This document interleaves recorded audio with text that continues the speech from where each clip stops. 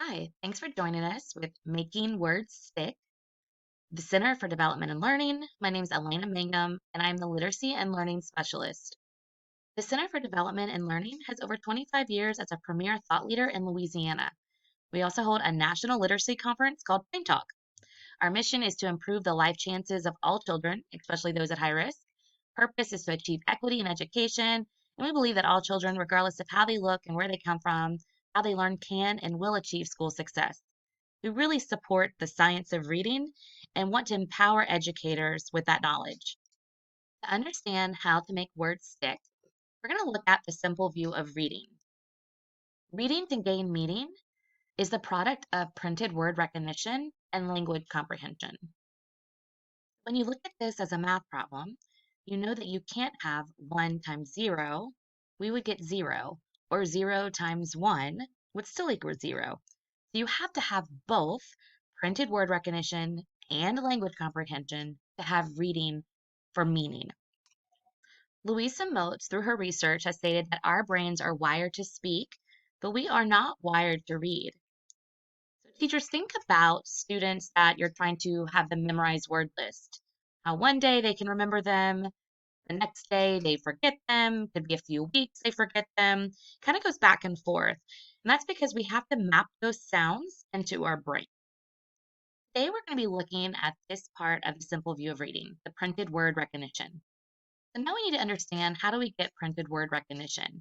So let's look at the four-part processor of the reading brain. Let's take a look at the lower left-hand circle, the phonological processor. This processor interprets and produces speech sounds. Phoneme awareness, which is the smallest unit of sound, is just one of the jobs of the phonological processor. Next is the orthographic processor. This is where you identify and your brain processes letters and letter patterns that your eyes actually see on the page.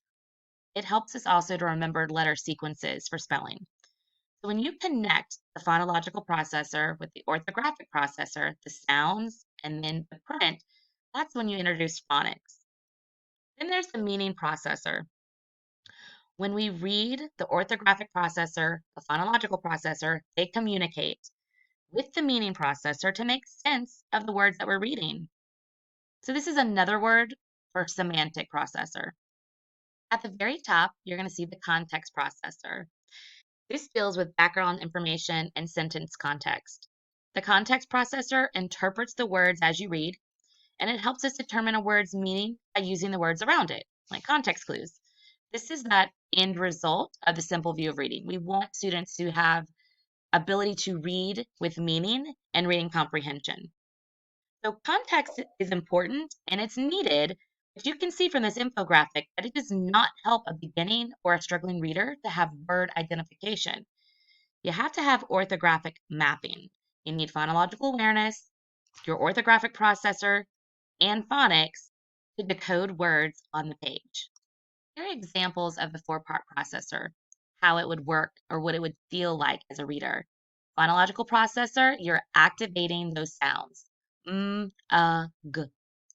The orthographic processor, now you're seeing print on a page. The letters M-U-G, you're connecting these two with phonics. You can read the word mug. Your meaning processor, you're starting to put meaning to that word. And then your context processor, you're seeing it in context, in a text. I like my coffee in a mug. Take a look at the bottom two again, phonological processor and orthographic. Those two together equal word recognition. For some students, it can happen quickly and sometimes with what seems like minimal teaching. For others, it can take hundreds of repetitions for sounds and words to get mapped into the brain. Orthographic mapping is the process we use to store words into long-term memory. So these stored words are words that are recognized instantly without having to decode. A skilled reader may develop orthographic mapping skills naturally, while others need more explicit instruction, guidance, and like we said, sometimes hundreds of repetitions.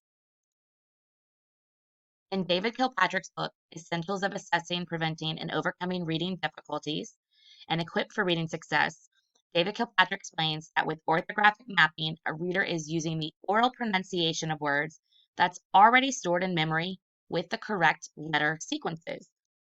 So think about how important it is to sing, speak, read to your babies and toddlers so they can store pronunciations into their long-term memory before they even reach school. David Kilpatrick goes on to say the sequence of letters are anchored to the pronunciation of words.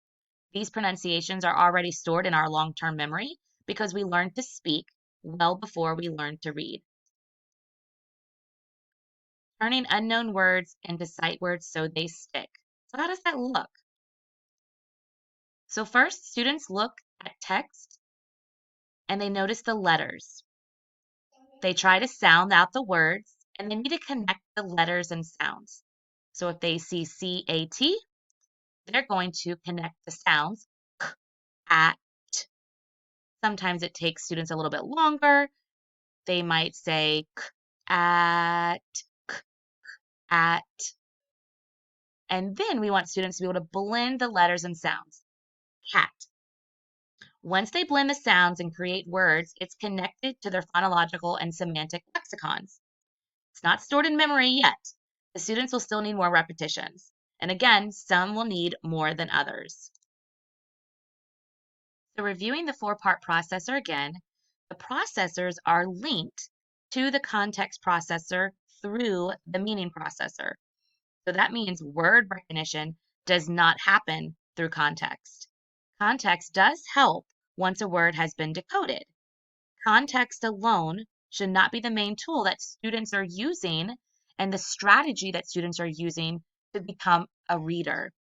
So if you are seeing your curriculums or have been taught for students to get their mouth ready or skip words, look at the picture, that is activating the context processor. And from what we know with research, we need the phonological and orthographic processors to be activated, connecting to phonics, to be a word reader, to decode words. Then we move up through the processor.